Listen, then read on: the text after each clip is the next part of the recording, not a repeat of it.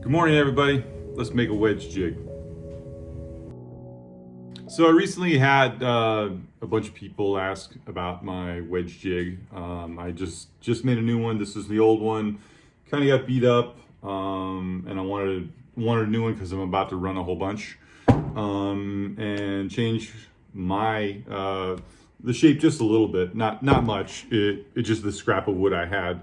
Originally, I got this idea from Lance down under Larrikin Axe on Instagram. If you check it out, I'm not sure where he got it from. He may have made his own. Obviously, people have been making jigs and stuff for woodworking since the beginning of time. So you can talk to him about where he got it from. This is what I use. And I'm going to show you essentially what it does. I think a lot of people were asking, they can sort of see what I've made here, but they wanted to actually see it working and understand like where, how it comes into play with your bandsaw. And yeah. Okay, so just to get started, some folks go from anywhere from 6 degrees to 9 degrees cut, and you got to play with it. You got to see what works for you and how you're trimming your tongues on your handles. But I made a 6-degree cut, and then all you do is get a 90 off that 6 degrees, and boom, you have your jig. This is not a complex thing. Then you run it up against your fence, get your piece of whatever you're making your wedge out of, and then you're just going to repeat and slide it right through there. Then it gets cut, you flip it upside down and keep making cuts, and then you get consistent wedges over and over.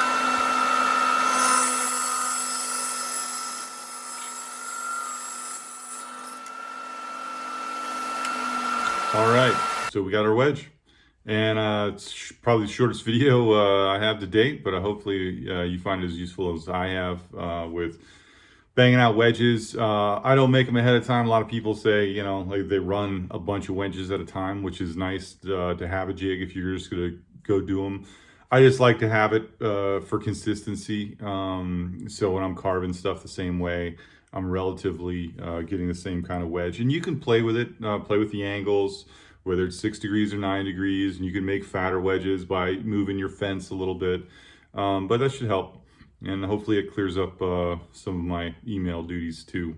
So check out the website, stumptownaxes.com, Instagram, stumptownaxes, or at stumptownaxes. And I'm on Facebook, but I don't really check it there too. So, yep. And again, the credit is Lance at Larrikin Axe. He's the one that I originally saw the wedge jig, and I don't know if he invented it, but I like to give credit to where I found things, and then yeah, go from there. You guys take care.